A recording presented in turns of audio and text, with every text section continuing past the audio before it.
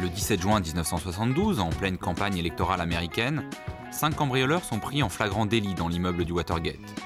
Ils étaient en train de poser des micros dans les bureaux du Parti démocrate. On découvre très vite qu'à leur tête, James McCord est un employé du comité pour la réélection du président Nixon.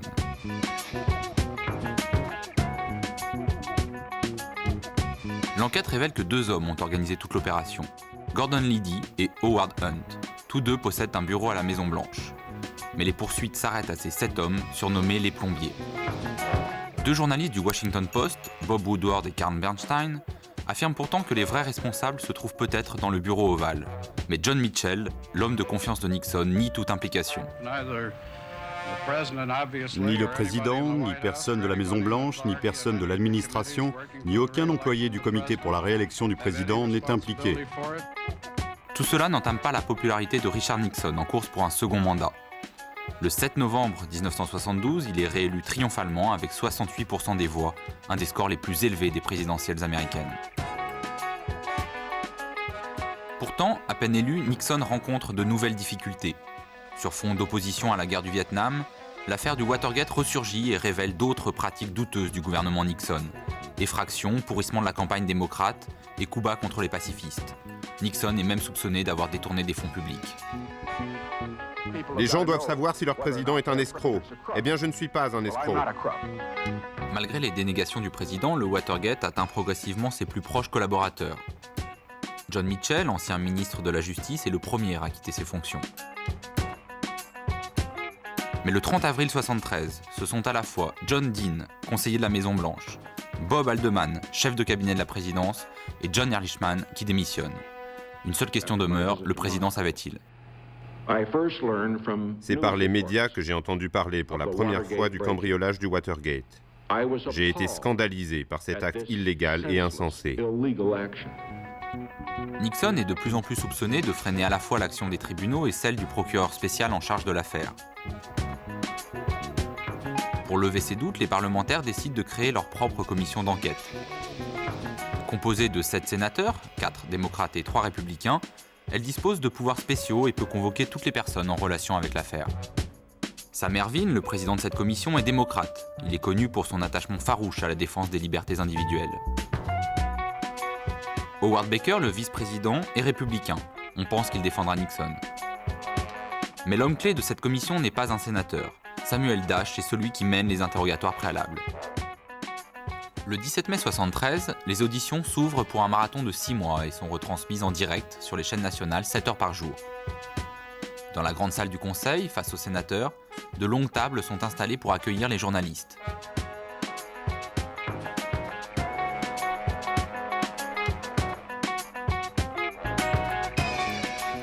Au fond de la salle, le public se presse toujours plus nombreux. Tous les regards convergent vers la table des témoins, où vont se succéder jour après jour les hommes de Nixon. On ne peut pas comprendre le Watergate, la stratégie et les difficultés de Richard Nixon sans rappeler le contexte international de l'époque. Pendant toute la durée de la commission Ervin, lorsque les accusations fusent contre le président américain, il y répond par le silence et le mépris. Depuis le début de l'affaire, il a adopté une ligne de conduite claire. Le Watergate est un cambriolage de second ordre qui ne mérite pas son attention. Il préfère consacrer son temps à la conduite des affaires du pays, en particulier dans le domaine de la politique étrangère. Et Nixon ne rate pas une occasion de souligner la primauté des relations internationales sur le dérisoire scandale intérieur que représente le Watergate, comme lorsqu'il fait suspendre les auditions de la commission Ervin pendant 1 semaine durant la visite de Léonid Brejnev. Car le combat personnel et l'ambition de Richard Nixon sont avant tout de faire des États-Unis l'instigateur et le garant d'une paix mondiale, d'abord en stabilisant le conflit avec l'Union soviétique, ensuite en étendant le modèle de la démocratie libérale à différentes régions du globe, un dessein qui trouve évidemment un écho dans la politique américaine aujourd'hui. Pour accomplir cette tâche colossale, Nixon s'est adjoint le meilleur des conseillers, Henry Kissinger. Les 2 hommes s'allient sur des objectifs bien précis: sortir les Américains de la guerre du Vietnam, pacifier le Moyen-Orient et nouer des relations paisibles avec le bloc de l'Est. Pour la plupart, ces objectifs seront atteints et, paradoxalement, même les pires détracteurs de Richard Nixon s'accordent à dire qu'il a été un des meilleurs présidents du XXe siècle en matière de politique étrangère. Mais il y a un échec de taille, la guerre du Vietnam, et le conflit va étrangement s'entrecroiser avec l'affaire du Watergate.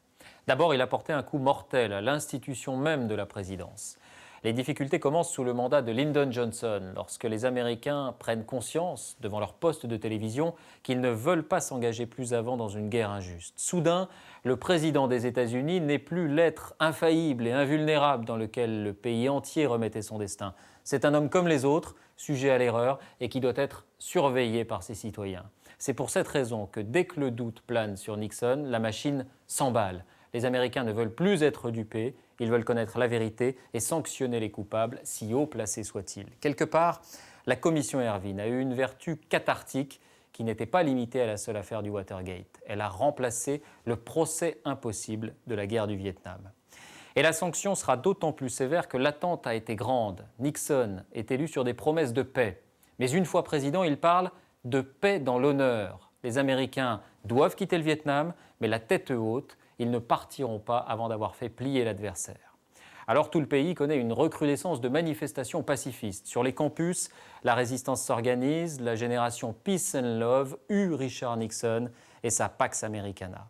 En octobre 1972, Henry Kissinger annonce opportunément un accord de paix avec les Nord-Vietnamiens. 2 semaines plus tard, Nixon est réélu dans un fauteuil. Mais en décembre, les bombardements reprennent, la colère gronde et le procès des cambrioleurs du Watergate s'ouvre le 7 janvier dans un climat de mécontentement général contre le président. Le 27 janvier, les États-Unis signent des accords de cessez-le-feu avec le Vietnam, mais les combats continuent au Cambodge. 2 semaines plus tard, la commission Ervin est créée. Aurait-elle été approuvée aussi facilement si Nixon ne s'était pas déjà attiré les foudres des sénateurs par son autoritarisme dans la conduite de la guerre? Beaucoup pensent que non. En tout cas, ces mêmes sénateurs vont particulièrement s'appesantir sur l'utilisation des fonds douteux de la campagne de Nixon. Aujourd'hui, ils interrogent Herbert Kalmbach, l'avocat personnel du président, qui s'est chargé de soudoyer les accusés du Watergate pour qu'il porte seul la responsabilité du cambriolage et son homme de main aux méthodes douteuses, Tony Ulasewicz. Monsieur Herbert Kalmbach, pouvez-vous venir à la table des témoins, s'il vous plaît?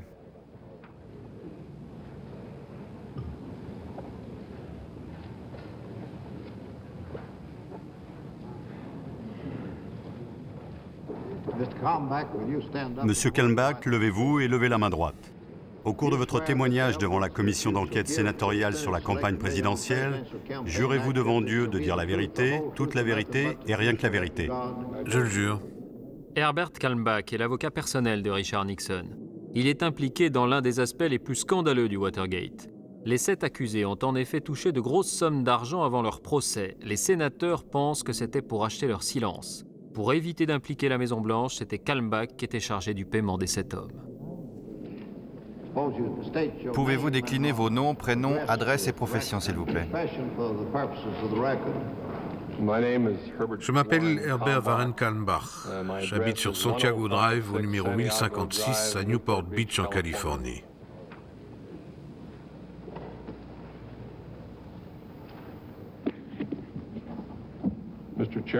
Monsieur le Président, Monsieur le Vice-président, Messieurs de la Commission sénatoriale, avant que cette commission ne commence ses auditions et ne me cite à comparaître, je me suis spontanément présenté et offert de dire tout ce que je savais pouvoir être utile à votre enquête. Ma décision a été motivée par les remarques me concernant faites par le président devant le Sénat le 6 février 1973 et par la volonté de laver mon nom de toute accusation de participation à des activités illégales liées à ce qu'on appelle désormais le cambriolage du Watergate en date du 17 juin 1972. Je vous dirai d'abord qu'être l'avocat personnel du président Nixon et de sa famille durant ces 4 années a été une source de fierté et de satisfaction personnelle pour moi comme pour mes collaborateurs. Durant cette période, pratiquement tous les contacts que j'ai eus avec la Maison-Blanche passaient par l'intermédiaire de John Ehrlichman ou de John Dean.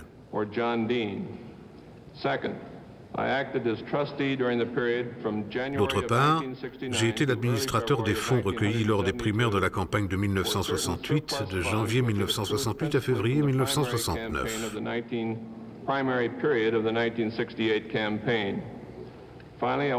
Je veux enfin saisir cette occasion qui m'est offerte pour nier avoir eu la moindre connaissance du cambriolage du Watergate, ou avoir monté un plan pour étouffer cet événement, ou avoir participé à des actes de sabotage de la campagne ou à toute autre activité illégale.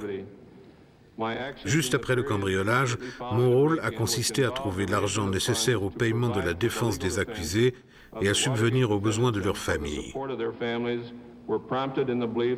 J'agissais en étant persuadé de bien faire, et j'assumais ce que je croyais être une obligation morale qui avait été contractée pour des raisons qui m'étaient inconnues. Le fait d'avoir été chargé d'entreprendre ces démarches par les numéros 2 et 3 de la Maison-Blanche m'empêchait de penser qu'elles puissent être en quoi que ce soit contestables ou contraires à la morale.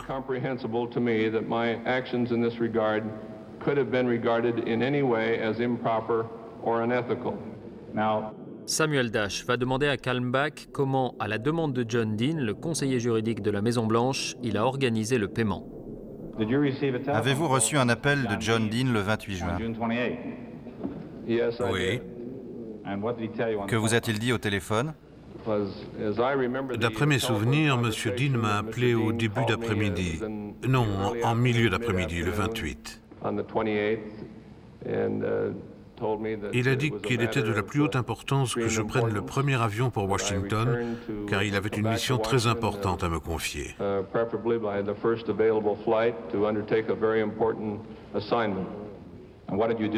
Qu'avez-vous fait suite à cet appel? J'ai pris l'avion de 22h, 22h15 ou 22h30. De quoi avez-vous parlé avec M. Dean?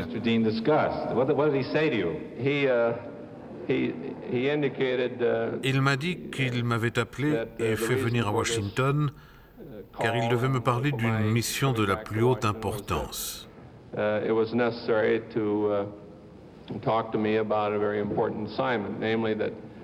savoir que nous aurions à trouver de l'argent pour payer les frais des avocats des accusés et pour subvenir aux besoins de leurs familles. Legal defense of these defendants and for the support of their families. Lorsque vous parlez de ces accusés, ceux du Watergate, c'était donc les 7 accusés, M. Hunt, M. Liddy, M. McCord, M. Barker, M. Sturgis, M. Gonzalez? C'est exact. Vous saviez que l'argent était pour ces accusés-là? Je me rappelle juste qu'il a parlé des accusés du Watergate, et je ne sais même pas exactement quand j'ai appris leur nom. Avez-vous posé des questions sur cette mission? Oui, je me rappelle qu'au cours de cette conversation, je lui ai demandé s'il n'était pas préférable de mettre sur pied un comité de soutien chargé de réunir les fonds nécessaires pour soutenir ces individus.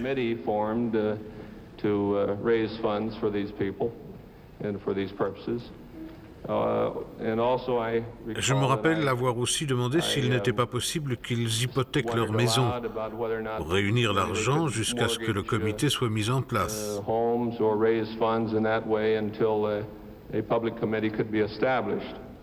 Il a répondu que nous n'avions pas le temps pour ça et qu'un comité de soutien serait peut-être mal interprété. Il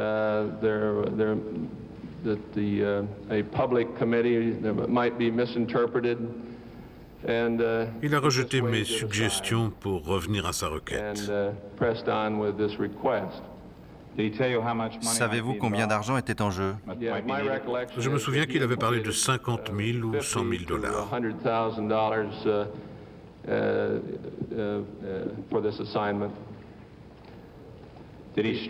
Puisqu'il vous avait fait savoir qu'un comité de soutien serait mal interprété, avait-il aussi insisté sur le fait que cette action devait rester complètement secrète? Oui, il a été très clair là-dessus. Cela devait rester secret, parfaitement confidentiel. Car si cela venait à se savoir, cela compromettrait la campagne présidentielle et les motivations qui nous poussaient à réunir des fonds et à aider ces individus seraient mal perçues.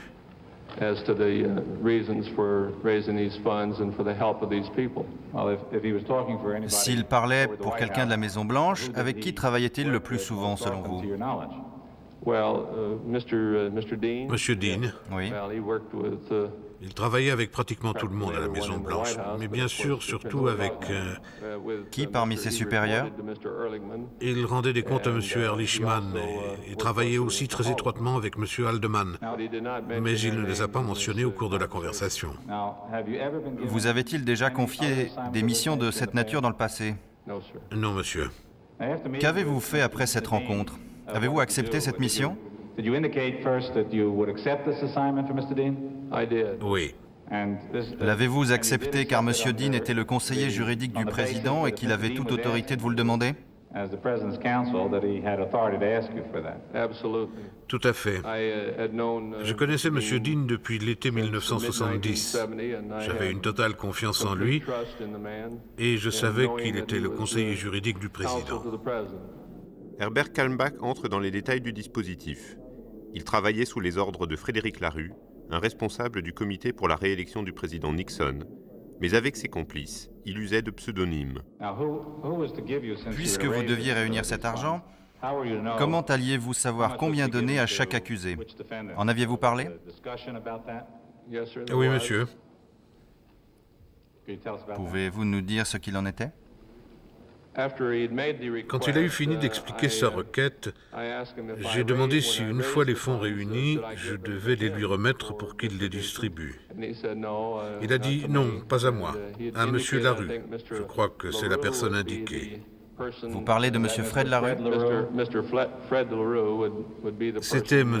Fred Larue qui m'indiquerait comment répartir l'argent entre eux.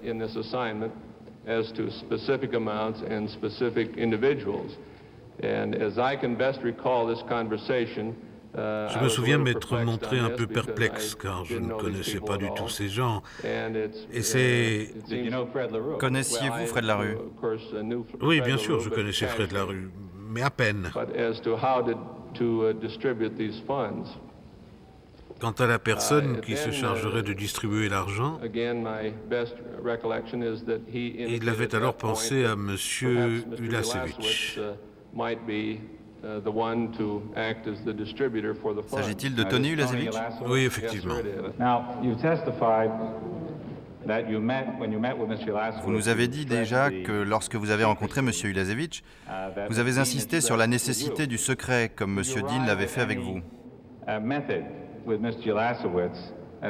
Avez-vous mis au point un plan avec M. Ulasewicz pour mener à bien cette mission dans la plus grande discrétion?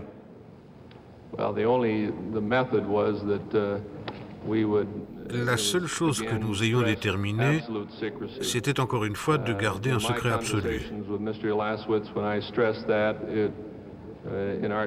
Comme j'insistais là-dessus au cours de mes discussions avec M. Ulasewicz, nous avons convenu d'appeler uniquement par cabine téléphonique interposée.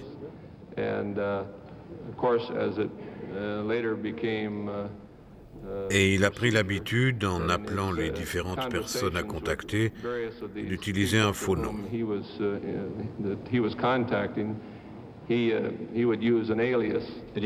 Aviez-vous un nom de code particulier pour l'argent qui était distribué?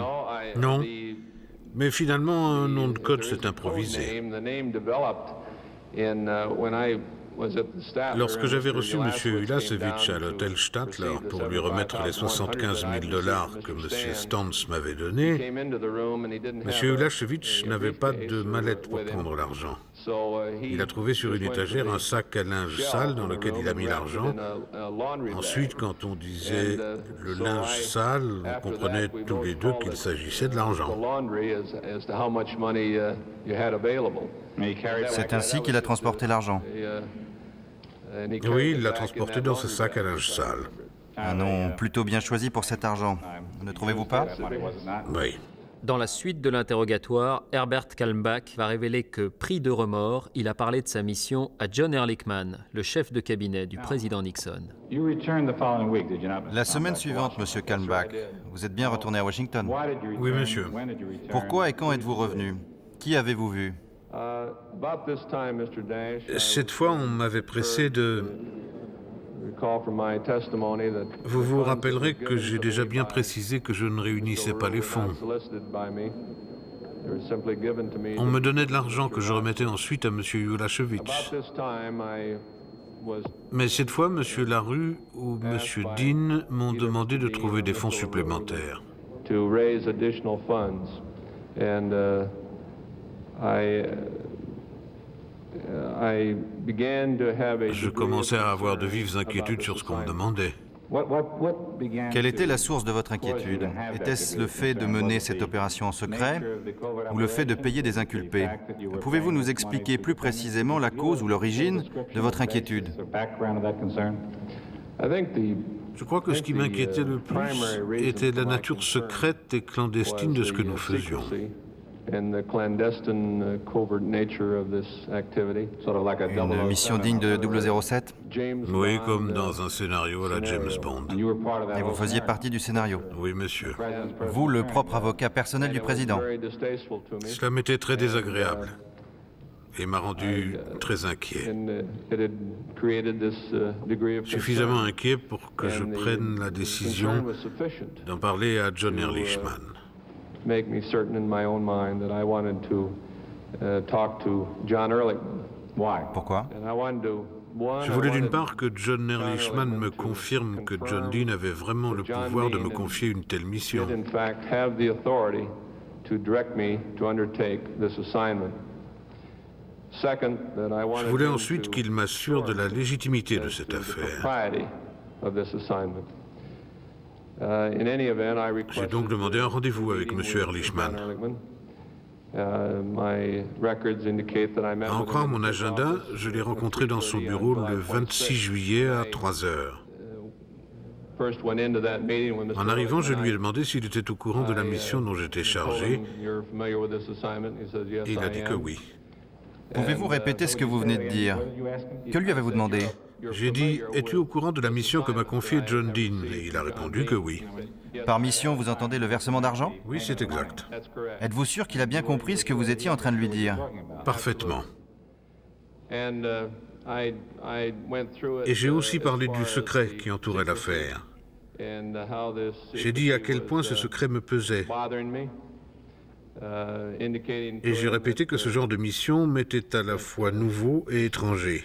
something that was new and foreign to me. I wanted him Je voulais to, I told him that lui dire que ce que je lisais dans les journaux m'inquiétait. press was giving me concern. The whole Comme secrecy tout le thing, secret sur press, l'affaire. This and that. Que voulez-vous dire avec les journaux? Je parle de la couverture médiatique de l'affaire du Watergate. Je commençais à me sentir de moins en moins à l'aise avec cette mission. Et j'ai dit, John, je veux que tu me dises, je m'en souviens très bien parce que je l'ai regardé en face et j'ai dit, John, regarde-moi droit dans les yeux. Je connais Jean et ta famille. Tu connais Barbara et ma famille. Tu sais que ma famille et ma réputation sont tout pour moi. Il faut absolument que tu me dises si John Dean est autorisé à m'impliquer dans cette affaire, si c'est une mission convenable et si je dois continuer. Vous a-t-il regardé droit dans les yeux? Oui. Il a dit, Herb, John est autorisé à te mettre là-dessus, c'est sans histoire, il faut que tu continues. Je lui ai demandé pour le secret. Il m'a expliqué que les remises d'argent à ses accusés ne devaient pas être ébruitées, sous peine d'être mal interprétées. Assignment, getting these funds to these people for this purpose, could get into the press and be misinterpreted. And then I remember he used the figure speech. Je me rappelle qu'il a employé une métaphore et dit que nous tomberions entre leurs mains. Encore une fois, j'ai pensé que cela compromettrait la campagne. A-t-il dit quelque chose comme politiquement c'est une bombe? Non, je ne m'en souviens pas. Mais je me rappelle l'expression « tomber entre leurs mains ». Il a peut-être aussi parlé de bombe. Mais tout ceci avait pour but, M. Dash... De vous rassurer? Oui. D'entendre que vous seriez entre leurs mains et que cela risquait de compromettre la campagne, ne vous a-t-il pas suggéré qu'il y avait quelque chose de louche? Non. Pourquoi? Je pensais que le problème était que si cela venait à se savoir dans les journaux, ce serait mal interprété. Comment cela pouvait-il être mal interprété? De plusieurs façons. En disant qu'on leur donnait de l'argent. Comment le fait de donner de l'argent du comité sous l'égide de M. Dean et de M. Ehrlichman à des cambrioleurs, poseurs d'écoute et conspirateurs aurait pu être mal interprété?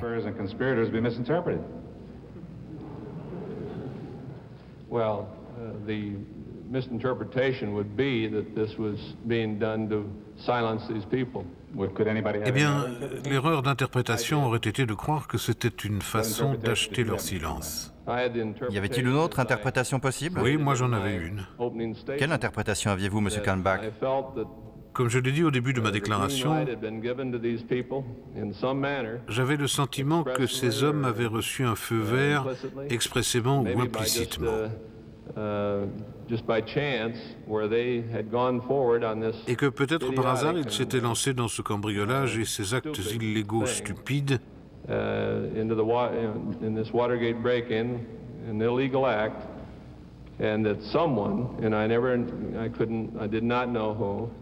que quelqu'un, je n'ai jamais su à qui M. Dean et M. Larue obéissaient, je sais juste que quelqu'un avait donné le feu vert, de telle sorte que même si ces hommes avaient agi illégalement, cette personne pensait qu'il était normal de leur payer les frais des avocats et de subvenir aux besoins de leur famille.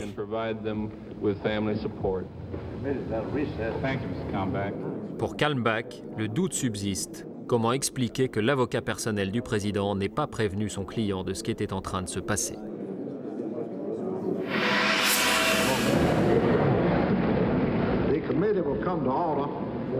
Ulasewicz était l'intermédiaire entre Kalmbach et les accusés. Ancien officier de police, il était payé par la Maison-Blanche pour réunir des informations compromettantes sur les adversaires de Nixon. C'est tout naturellement que Kalmbach lui a demandé de jouer les convoyeurs de fonds. Le 28 juin, ou autour du 28, avez-vous reçu un appel de M. Kalmbach? Oui, le 29 juin, je crois. Pouvez-vous nous dire ce que vous vous êtes dit à cette occasion? Lenzner, un assistant de Dash, va demander à Ulasewicz comment il procédait pour verser l'argent aux cambrioleurs. Bien évidemment, Ulasewicz n'a jamais affaire aux accusés eux-mêmes, mais à leurs avocats. Monsieur Kalmbach m'a indiqué qu'on lui avait confié une mission très importante. Et il a répété au moins 3 fois que pour faire face à l'évolution de la situation, on lui avait demandé de faire quelque chose et qu'il avait besoin de mon aide. Il a dit que c'était légal, qu'il s'agissait de fournir de l'argent à des personnes pour payer les frais d'avocat et pour subvenir aux besoins de leur famille durant une période difficile. Il me l'a répété plusieurs fois. Il était très mal à l'aise, très nerveux. Et est arrivé un moment où j'ai dit « Bon, Monsieur Kalmbach, de quoi s'agit-il au juste ?» Et il a dit « D'après ce que j'ai deviné, c'est l'affaire du Watergate. » Excusez-moi une seconde. Pouvez-vous placer le micro bien en face de vous? Merci. Et il a dit « Il s'agit de l'affaire du Watergate. Je crois que vous en doutiez. » J'ai répondu oui, monsieur. Et il a ajouté, je vous assure que je ne vais pas vous demander quelque chose que je ne ferai pas moi-même. C'est une mission dont je suis chargé et que je vous confie en partie. Il faudra peut-être utiliser des méthodes qui nous assurent une totale confidentialité. Il n'arrivait pas à en venir à ce qu'il me demandait exactement.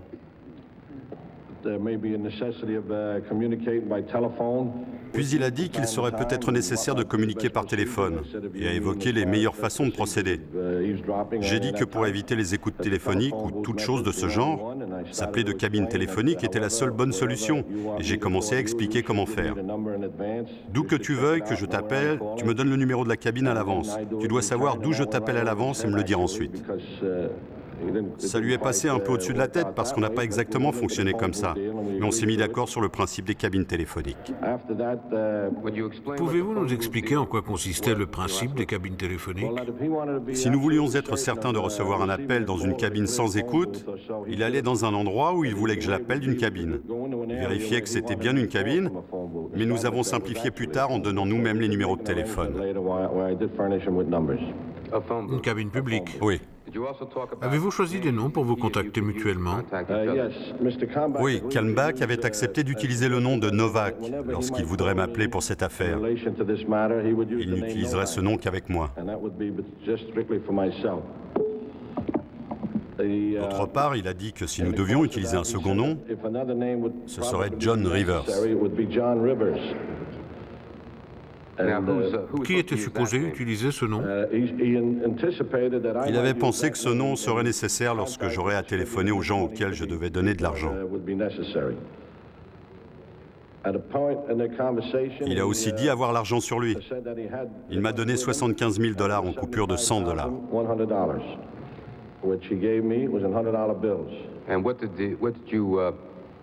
Dans quoi avez-vous mis cet argent?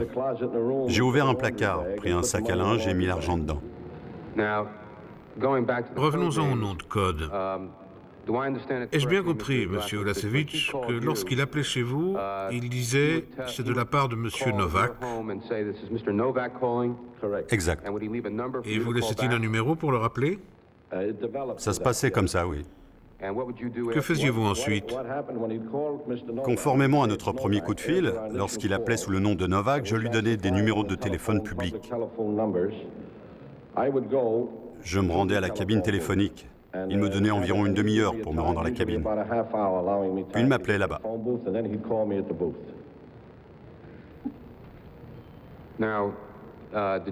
Êtes-vous rentré à New York avec les 75 000 $? Oui. Et quelles instructions vous avait-il données? Il avait mentionné... Il m'avait dit d'appeler M. Caddy. Monsieur Caddy? Je devais revenir à Washington et appeler M. Caddy. Il m'avait donné son numéro de téléphone. Combien de temps était-ce après que vous ayez quitté Washington? C'était le soir même ou le lendemain matin. Et qu'avez-vous fait? Êtes-vous revenu à Washington et avez-vous appelé M. Caddy? Pouvez-vous nous raconter votre conversation? J'ai contacté M. Caddy. Il a suggéré que... Il faut que je vous dise d'abord que M. Kalmbach m'avait donné des instructions et des noms de code que nous avions attribués à tout le monde. Tom Kane, et John Ferguson et Tommy Smith. Il y a d'abord eu un peu de confusion. Cependant, alors... Qui vous avait donné ces noms? Monsieur Kalmbach et moi les avions trouvés ensemble, comme couverture. Donc il m'avait recommandé d'utiliser le nom de John Rivers. Et je devais dire à Monsieur Caddy que le but de mon appel était de demander quel était le prix d'un scénario, d'une pièce, en comptant le salaire des comédiens. Ce que j'ai fait. J'ai appelé M. Caddy et il m'a dit qu'il me rencontrerait dans un restaurant dans l'après-midi, à Washington. Pour que les choses soient claires, vous vous êtes présenté auprès de M. Caddy sous le nom de Rivers? Oui, dans la plupart des cas, j'utilisais Rivers. Ce nom de code avait-il un sens quelconque? Non. Êtes-vous allé dans ce restaurant de Georgetown? Oui. Que s'y est-il passé? J'attendais M. Caddy lorsque le barman m'a dit qu'on me demandait au téléphone. C'était M. Caddy qui disait que finalement, il ne pouvait plus me rencontrer là. Il m'a demandé s'il m'était possible de venir le voir dans son bureau. Je lui ai dit que je le rappellerais. M. Kalmbach m'avait bien spécifié de ne pas entamer de négociations tant que M. Caddy n'en parlerait pas. La seconde consigne était, si je recevais de l'argent, de ne rien donner sans en parler auparavant avec M. Kalmbach. Durant toute la durée des négociations, des versements et de tout ce qui pourrait advenir, mon rôle était d'établir les contacts qu'on me demandait, mais de ne prendre aucune initiative et répéter tout ce qui venait d'être dit ou fait à M. Kalmbach. Ensuite, M. Kalmbach me disait quoi faire. Donc, après l'appel du restaurant, j'ai transmis le message de M. Caddy et M. Kalmbach a dit quelque chose du style « Donnez-moi le numéro de votre cabine téléphonique, je vous rappelle ». Vous a-t-il rappelé? Oui, il a dit « Rappelle M. Caddy ». C'était environ 1 heure plus tard. J'ai rappelé M. Caddy, mais nous n'arrivions à rien. Je réalise alors que je me balade avec 75 000 $ que je dois lui livrer et qu'il ne va pas accepter l'argent.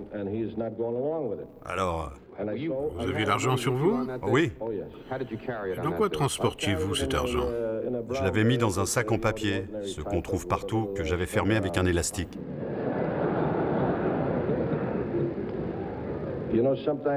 C'était plus prudent de prendre ce sac complètement anodin qu'un attaché-caisse blindé.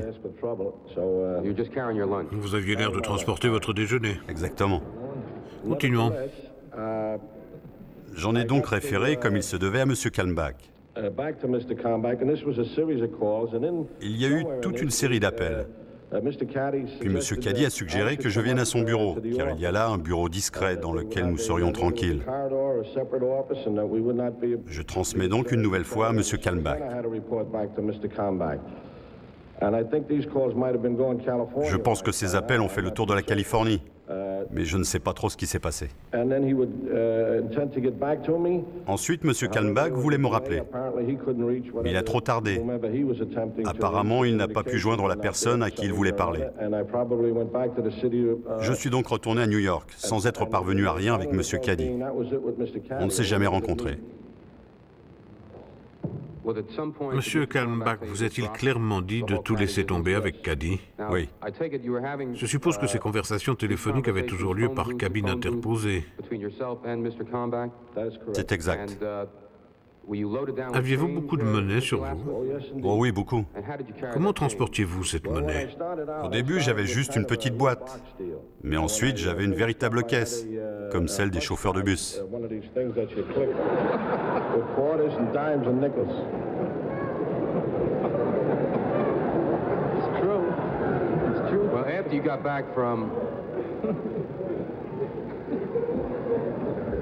Une fois rentré à New York, avez-vous continué à recevoir des instructions de M. Kalmbach? Oui. Juste après la tentative avec Caddy qui n'avait pas abouti, j'avais toujours les 75 000 $ avec moi. Il m'a demandé d'appeler M. O'Brien sous le nom de John Rivers. L'avez-vous appelé? Oui. J'ai appelé M. O'Brien qui m'a immédiatement rembarré. Ce fut la fin de la conversation. Il n'y a eu qu'un coup de fil. Il n'était pas intéressé par ce que j'avais à lui dire, par mes histoires de scénario ou d'acteurs. Monsieur Kalmbach, vous avez donné les mêmes instructions de parler de scénario et d'acteurs? Oui. Avez-vous une nouvelle fois appelé M. Kalmbach d'une cabine téléphonique? Oui. Je lui ai raconté exactement ce que je viens de vous dire. Vous a-t-il donné de nouvelles instructions? Oui, il m'a donné le nom d'une nouvelle personne à appeler. Non, pas une personne. Cette fois, c'était juste un numéro à appeler, sans nom. Lorsque j'appellerais, mon interlocuteur était supposé être prévenu de l'appel et connaître le nom de John Rivers. Et je devais me présenter sous le nom de Rivers. Où appeliez-vous? Le numéro correspondait à l'indicatif de la ville de Washington. Je crois avoir appelé de New York parce que me déplacer en permanence avec 75 000 $ en poche, dont j'essayais de me débarrasser, commençait à devenir un problème. J'ai appelé ce numéro et mon interlocuteur m'a dit d'en parler à la femme de l'écrivain. J'ai répondu que je n'avais pas le numéro de cette personne. Il a dit « Pourquoi ne pas faire comme tout le monde et chercher dans l'annuaire ?» Fin de la conversation, encore une fois, j'avais affaire à quelqu'un qui n'allait pas marcher dans la combine. En avez-vous référé à M. Kalmbach? Oui, je l'ai appelé. Nous ne rencontrions que des obstacles. Je devais appeler et attendre qu'il me contacte. J'ai surnommé ces échanges les comebacks de Kalmbach. Vous dites que vous n'aimiez pas vous déplacer avec autant d'argent sur vous. Comment voyagiez-vous durant cette période? En avion, avec Eastern Airlines en général. Avez-vous changé de mode de transport? Avez-vous eu un problème avec l'avion? Oui, il y a eu une période où, avec les menaces de détournement d'avion, des nouvelles mesures de sécurité ont été mises en place dans les aéroports, ce qui m'a causé des ennuis. Une fois, je faisais la queue pour embarquer pour New York avec seulement 50 000 $ sur moi, lorsque quelqu'un qui se trouvait à 2 ou 3 personnes de moi a dû s'arrêter et sortir toutes ses affaires, car des paquets de cigarettes ou quelque chose comme ça avaient déclenché l'alarme du portique. J'ai fait une crise de toux pour sortir de la queue et je suis rentré à New York en train.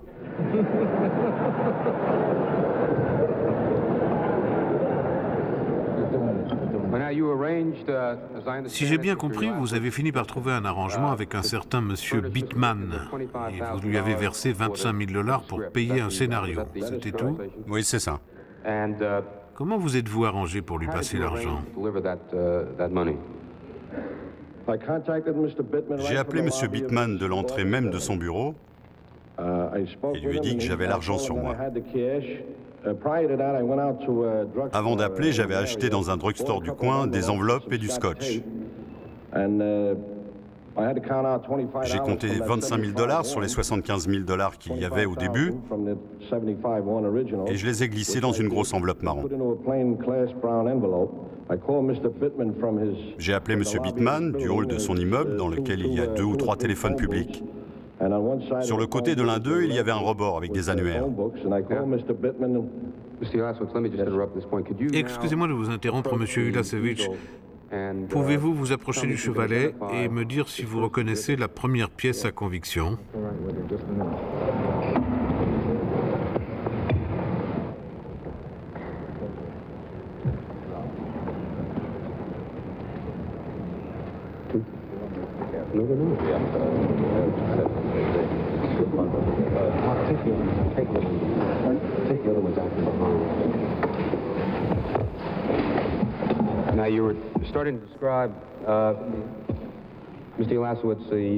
Vous en étiez donc à la description de l'entrée de l'immeuble.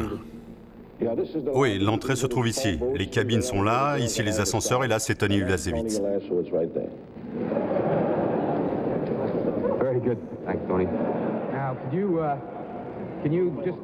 Pourriez-vous tenir votre micro plus près de vous et nous montrer sur les photos d'où vous avez appelé et ce qui s'est passé après ça?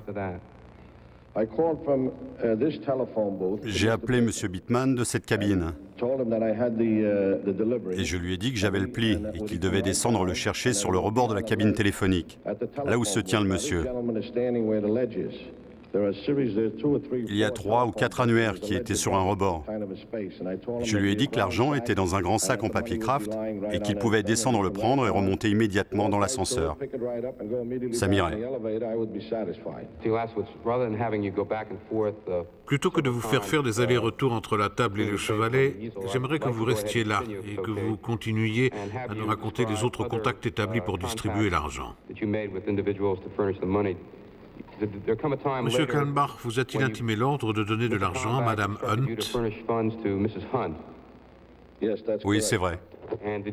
Avez-vous eu une conversation avec Madame Hunt au cours de laquelle vous avez convenu d'un arrangement pour l'argent? Oui. Pouvez-vous nous dire comment vous aviez prévu de procéder pour qu'elle récupère l'argent?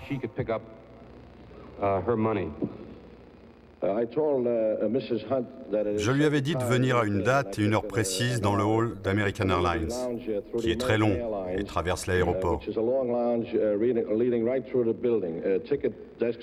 D'un côté se trouvent les guichets et au centre, les sièges. C'est un hall très fréquenté. Au centre se trouve une très grande horloge. Madame Hunt pouvait ainsi savoir si elle était parfaitement à l'heure.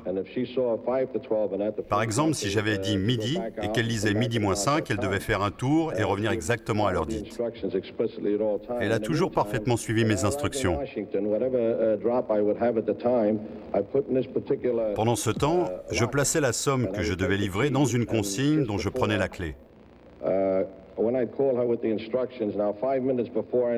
Puis 5 minutes avant qu'elle n'arrive, j'allais dans l'une des 5 ou 6 cabines qui se trouvaient à environ 7 mètres. Entre les deux, il y a un kiosque à journaux et c'est un endroit assez bondé.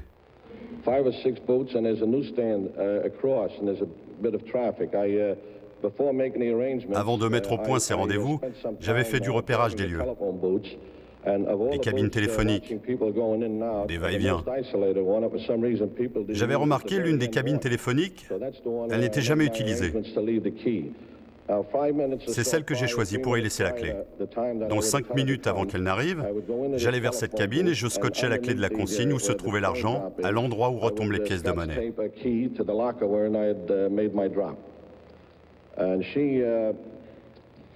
Puis je m'éloignais et j'allais vers le kiosque. Les cabines téléphoniques se trouvent à cet endroit. Le hall est ici et elle arrivait par là.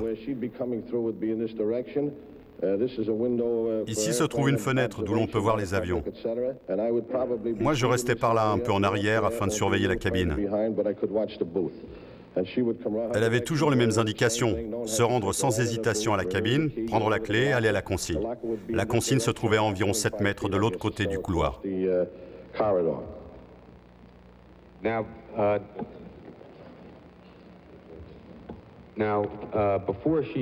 Lors du premier rendez-vous, vous avait-elle fait une description? Avait-elle dit ce qu'elle porterait? Oui, elle avait dit qu'elle serait en bleu et que ses cheveux seraient relevés au-dessus de ses épaules. Merci beaucoup, Monsieur Ulasewicz.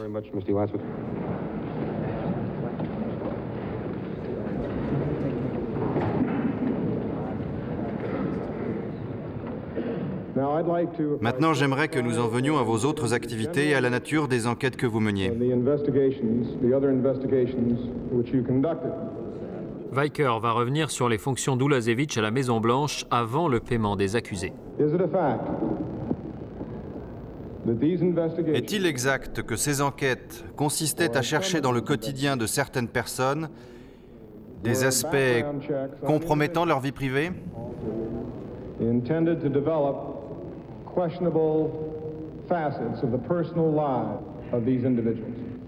Oui, c'est exact, monsieur.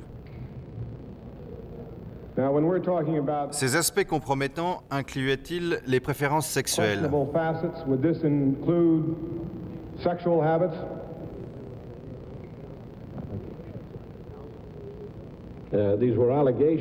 S'il y avait eu des rumeurs, ça faisait partie de l'enquête, oui. Cela faisait partie de l'enquête. Et la boisson? Aussi. Les problèmes familiaux? Oui. Les activités mondaines? L'enquête se déclenchait lorsqu'on était confronté à des rumeurs persistantes. Si les rumeurs portaient sur la boisson, par exemple, je me renseignais en me rendant le plus discrètement sur les lieux, comme j'en ai l'habitude depuis plusieurs années.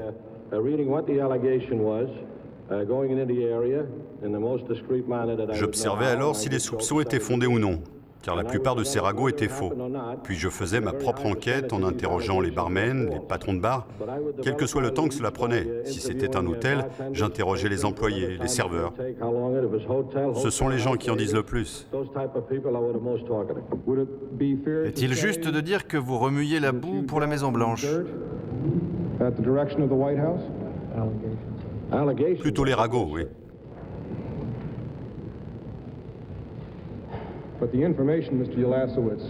Mais ces informations, récoltées durant plus de 3 années de travail, n'étaient pas publiques, n'est-ce pas? Je parle de vos enquêtes. Oh non, je menais mes enquêtes de la façon la plus discrète, la plus confidentielle possible. Pourtant, vous n'étiez pas gêné de mettre par écrit les informations que vous récoltiez. Était-ce destiné à être publié?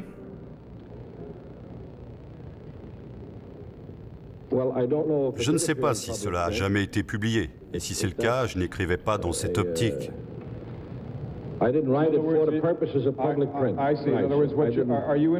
Êtes-vous en train de me dire que des informations que vous avez récoltées ont été rendues publiques? C'est possible.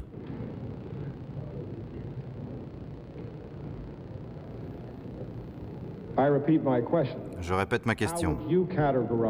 Comment caractérisez-vous les informations que vous avez transmises à M. Caulfield? Je dirais qu'elle... Était-ce des questions de sécurité nationale? Non, monsieur. Des questions de sécurité intérieure?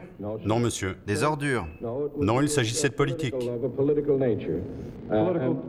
Des ordures politiques? Si vous voulez. Je travaillais aussi sur des enquêtes d'une nature différente.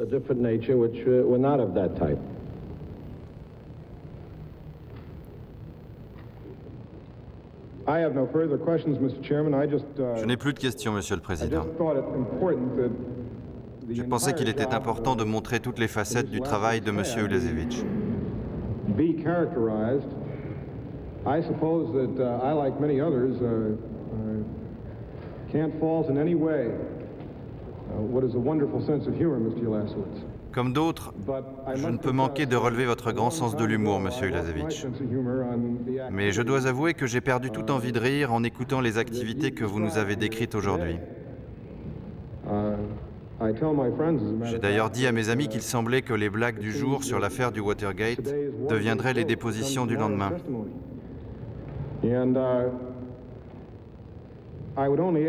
Je souhaite vous poser ces dernières questions afin de donner une vision complète de ce que vous venez de nous raconter.